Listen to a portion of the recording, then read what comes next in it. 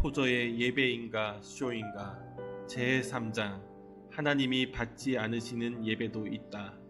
많은 사람들이 하나님께 예배드리지만 그중 하나님이 받지 않으시는 예배가 많다는 것은 참으로 비극적인 사실이다. 성령님이 함께 하시지 않는 예배는 참 예배가 아니다. 이것은 심각한 문제이다. 수백만의 교양 있는 크리스천들이 단지 교회의 전통에 따라 관습적으로 예배를 드리기 때문에 결코 하나님께 상달하지 못한다는 것을 생각하면 나는 잠을 이루기 힘들다. 많은 현대인들이 예배에 대해 가지고 있는 사고방식과 태도를 생각할 때 나는 마음이 무척 불편하다. 은밀히 사람들을 조종하거나 교묘한 방법을 써서 예배를 드린다면 그것은 참 예배가 아니다. 나는 교인들이 목회자를 가리켜 영적 기술자라고 부를 날이 도래할지도 모른다는 우려를 떨치지 못하고 있는데 당신은 어떤가?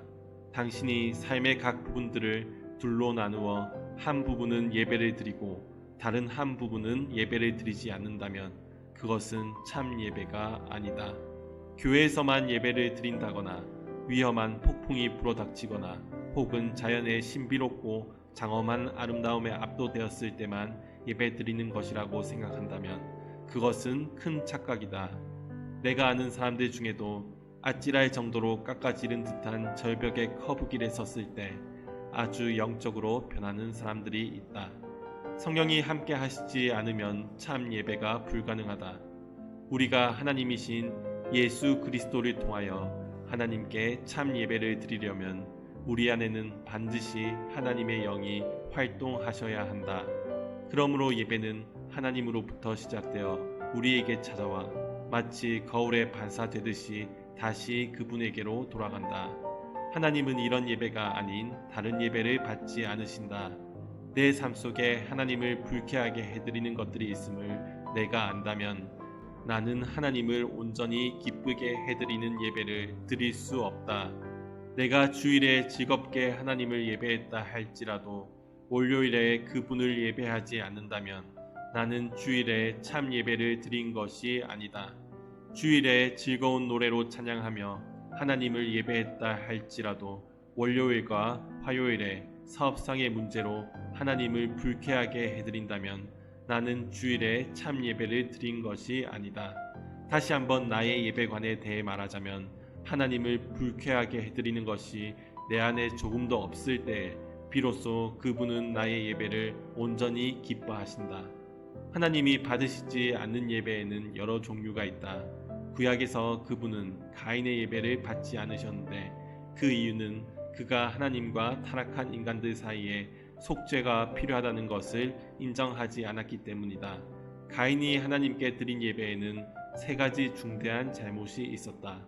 첫째, 가인은 하나님이 어떤 분인지 알지 못했다. 다시 말해서 그는 그분이 주권적이고 거룩하신 분이라는 사실을 알지 못했다. 하나님의 본질과 성품을 알지 못하는 사람이 어떻게 그분이 받으실 만한 예배를 드릴 수 있겠는가? 가인은 하나님의 본질과 성품을 알지 못했다. 그는 하나님이 인간의 죄의 문제를 절대적으로 심각하게 여기신다는 사실을 깨닫지 못했다. 둘째, 가인은 그가 하나님과 참된 관계를 맺지 못했으면서도 그런 관계를 맺고 있다고 착각했다. 그는 그와 하나님 사이에 중재자가 없이도 그분이 자기를 받아들이실 것이라고 태평하게 믿었다. 그는 인간이 죄 때문에 하나님에게서 멀리 떠나 있다는 진리를 받아들이지 않았다. 셋째, 가인은 죄의 심각성을 모르고 그것을 아주 가볍게 여겼다. 이것은 가인뿐만 아니라 가인 이후 수많은 사람들의 문제이기도 하다.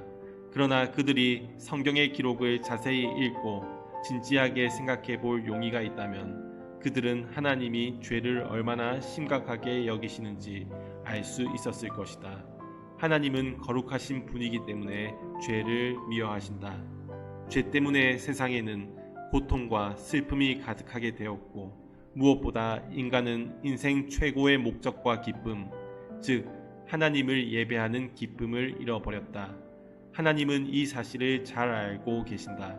가인이 드린 예배는 부적절하고 무의미한 예배였다. 이것을 지금의 신약 시대에 적용하여 말해보자. 우리 주 예수 그리스도의 십자가의 죽음을 통한 속죄의 필요성을 가르치기 거부하는 교회가 있다면 나는 그런 교회에서는 단 한 시간도 예배를 드리지 않을 것이다. 오늘날 수많은 교회에서 드려지는 예배는 몹시 공허하고 무의미하다. 예배 드리기 위한 모든 것들이 다 갖추어져 있는데도 한 가지 불길한 결핍 요소를 들라면 바로 성령님의 능력이 함께하지 않는다는 것이다. 경건의 모양은 충분하다. 그것은 사람들을 사로잡을 정도로 충분히 아름답고 웅장하다. 예복에 나타난 여러 가지 상징, 음악, 시, 그림, 웅변술, 엄숙한 말투, 좋은 음향시설 이런 것들이 어우러져서 예배자들의 마음을 한껏 사로잡는다. 그러나 종종 성령님의 초자연적인 감동이 없을 때가 있다. 목회자와 회중은 위로부터 내려오는 능력을 알지도 못하고 갈망하지도 않는다. 이것은 말 그대로 비극이 아닐 수 없다. 더욱 비극적인 사실은 여기에 인간의 영원한 운명이 걸려 있다는 점이다.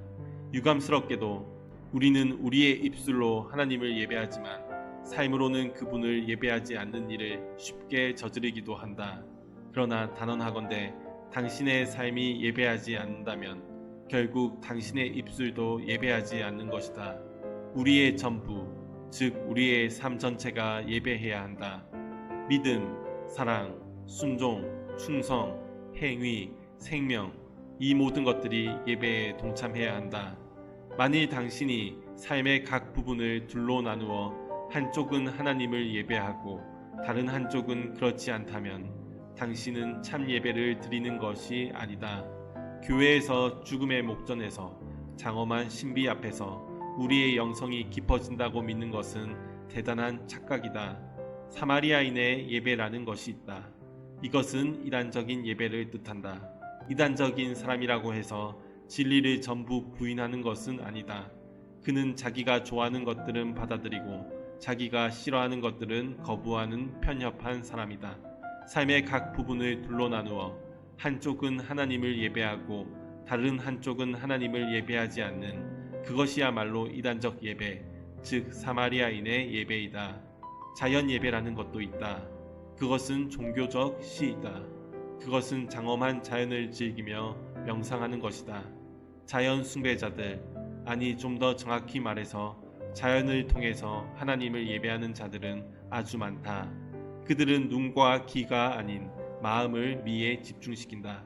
당신의 귀가 미에 집중할 경우 그것은 음악이 되고 당신의 눈이 미에 집중한다면 그것은 미술이 된다. 그러나 음악이나 미술 없이 아름다운 생각을 한다면 그것은 시이다. 어떤 사람들은 모라의 경지를 예배라고 착각한다. 또 어떤 사람들은 종교 음악을 예배로 착각한다. 마음을 고양시키고 영혼을 거의 모라의 경지에 몰아넣는 것이라면 무엇이든지 다 예배라고 착각하는 경향이 있다. 그러나 하나님께서 모든 예배를 다 받으시는 것은 아니다. 우리가 사는 문명 사회에는 많은 종류의 예배가 있지만 하나님은 이 세상이나 저 세상에서 그것들을 받지 않으신다. 종교적인 체험이라고 해서 하나님이 전부 받으시는 것은 아니다. 교인들끼리 어울리면서 서로 따뜻한 우정을 느낄 수 있다. 교회에서는 아름다운 오르간 소리와 찬양 소리가 울려 퍼진다. 그러나 이런 것들이 곧 참 예배는 아니다. 참 예배가 되려면 성령님과 진리가 있어야 한다. 당신은 자신이 원하는 대로 예배를 드려서는 안 된다. 내가 원하는 방식대로 예배하라 라는 것은 마귀의 속임수이다. 또한 그것은 회심과 중생의 과정을 거치지 못한 채 오직 머리에 장엄함이라는 혹을 붙이고 다니는 사람들이 아주 좋아하는 말이다. 그들은 우리가 원하는 방식대로 하나님을 예배하면 된다고 가르친다.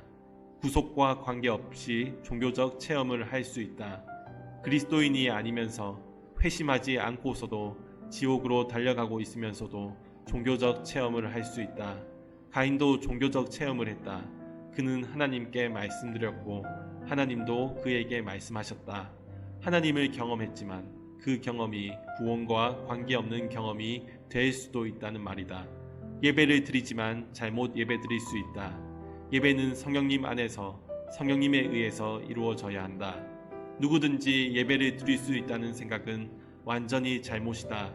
성령님 없이 우리가 예배를 드릴 수 있다고 믿는 것은 완전히 잘못된 것이다. 성령님을 구석으로 몰아놓고 그분에게 주의를 기울이지 않고 그분의 감동의 불을 끄고 그분의 인도에 저항하면서 하나님이 받으실 만한 예배를 드리겠다는 생각은 반드시 교정되어야 할 이단이다. 하나님이 받으실 만한 예배를 드리는 방법을 아는 분은 오직 성령님이시다. 먼저 예배하지 않으면 하나님이 받으실 만한 일도 할 수 없다. 성령님은 오직 예배하는 사람을 통해서 일하신다. 다른 사람을 통해서는 일하지 않으신다. 우리는 예배 드리지 않고 단지 종교적 활동에 몰두하면서 우리 자신을 속일 수 있다. 그러나 그렇게 하면 언젠가 착각에서 깨어날 때 말로 다할 수 없는 충격을 받을 것이다. 오늘날 기독교 교육에서 가장 강조되어야 하는 것이 바로 예배이다. 예배를 열심히 드리는 사람이 복음에 따른 실천적 삶을 소홀히 할 가능성은 매우 낮다. 성령과 진리로 하나님을 예배하는 사람은 곧 거룩한 봉사의 책무를 강하게 느껴서 봉사하지 않을 수 없게 된다. 하나님과의 교제는 곧 순종과 선행으로 이어지는 법이다. 일보다 예배가 앞서는 것이 하나님께서 정하신 순서이다. 이 순서를 뒤집어서는 안 된다. 나를 성경에서 멀어지게 하는 것은 제 아무리 무해하게 보일지라도 나의 적이라고 생각한다. 내가 하나님과 영원한 것들에 대해 묵상해야 할 시간에 나의 주의를 다른 데로 이끄는 것은 무엇이든지 나의 영혼에 해를 끼치는 것이다. 만일 내가 생활의 근심 걱정 때문에 성경을 멀리한다면 큰 손실을 입을 것이며 또한 그 손실은 극복하기 힘들 것이다. 성경 대신 다른 무엇에 의지한다면 나는 영적으로 도둑맞고 사기를 당해 영원한 혼란에 빠질 것이다. 하나님께서 우리에게 제시하시는 이상은 우리가 최대한 온전한 예배를 드리는 것이다. 내 존재의 모든 부분이 서로 조화를 이루지 못하면 하나님을 예배하지 않는 부분이 내 존재 안에 있으면 내 존재 안에는 하나님을 온전히 예배하는 부분이 없는 것이다. 당신의 모든 시간, 장소, 날, 달, 해를 성별하여 하나님께 드리도록 힘써라. 그러면 당신은 하나님을 예배하는 것이고 하나님은 당신의 예배를 받으실 것이다.